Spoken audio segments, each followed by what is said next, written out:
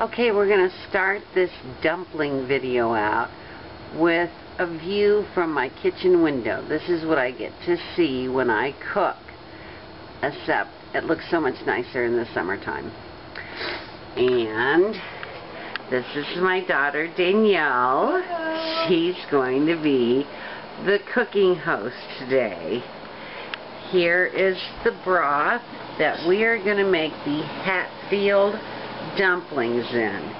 My grandmother was a direct descendant of the Hatfields, and this is very easy and very good. Okay, Danielle, go ahead and start. There are no measurements. You decide how many dumplings to make by the eggs that you put in there. We decided to make 5 eggs, or use 5 eggs, and that's going to make a bunch of dumplings. But my daughter loves dumplings. Okay, Danielle, now go ahead and start cracking the eggs into the bowl, and you have to at least crack 1 egg. Crack it here, Dolly. To keep 1 shell for measuring the water. Yes, you're right. I said measuring the water. Go ahead and put that's a perfect one. See? She did the perfect one the first time, and we'll set that right over here. So, I'll pop that one shot over onto my backsplash. Okay, while she's getting these ready, I'll pause it for a moment. Okay, my great-grandmother Hatfield's recipe called for just salt and pepper. I like to add some dill.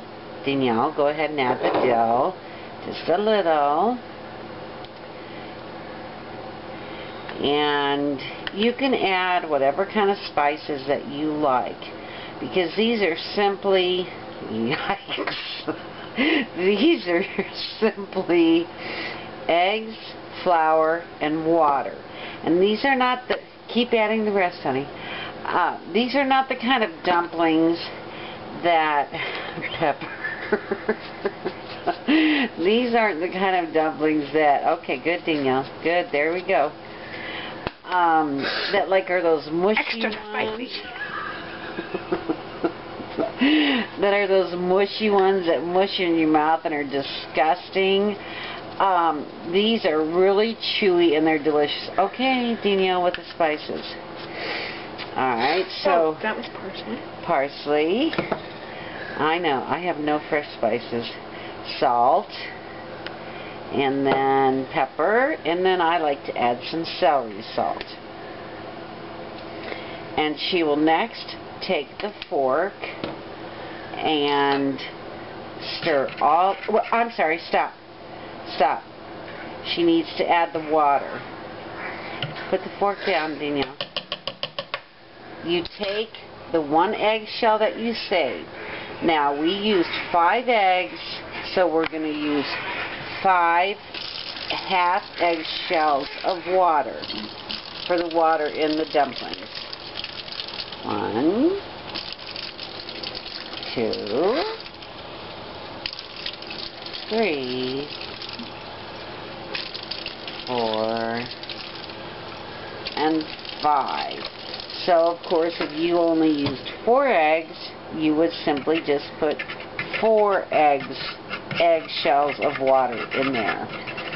And she's going to mix this up real good with a fork, and then we'll add the flour. No. Okay, she has the eggs and spices mixed, eggs, water, and spices mixed up. Now she's going to add flour, just a little at a time. Go, Danielle. And you want your dough to be sticky, not like bread dough. So she's going to add, stop.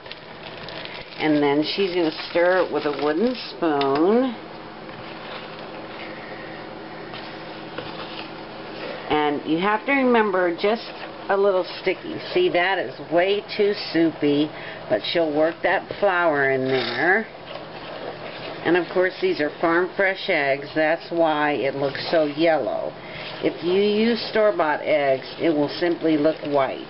So don't think that there's something wrong with it. And obviously she needs more flour because it looks like egg drop soup and not dumpling dough. And while you're doing this, you will have your broth boiling. Now, I boiled some country style pork ribs today, and that's the broth that I have from the country style pork ribs. If you boil a chicken or a beef roast or a turkey breast, it's great to use that broth. If you didn't, just buy some canned broth. Buy beef broth, chicken broth, anything to cook your dumplings in. Back to, okay, she's getting it to a good consistency where it's kind of hard. Hold the spoon up, Danielle, and let me check it. Okay, just a little more flour and we've got it, and then we'll take it to the pan. And now my other daughter, Megan, has joined us to help Danielle get them into the boiling broth. The idea is to make them all about the same size and get them in there quickly. Danielle, in a ball. Fail. Remember? Fail. In a ball. Try again. I'm sorry, she just got it. In a ball, Danielle. Ball. Like what? Okay. And then you want to make sure that they don't stick to the bottom of the pan. And that's what Megan's doing, is to make sure that they don't stick to the bottom of the pan. So keep going. Good, Danielle. Make them in a ball. Make them in a ball. These are not balls. Good. Yeah, they are. Yeah, she's doing good. She's doing good. Make them in a ball.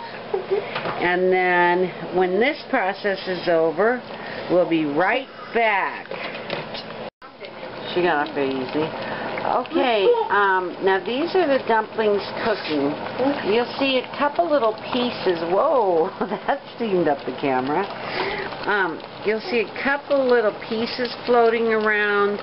When I make dumplings, those don't show up, but my daughter is going to blame on Megan.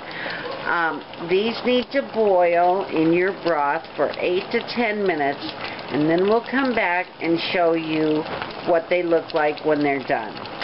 Okay. Okay, this is what they, whoa, that's what they look like when they're done.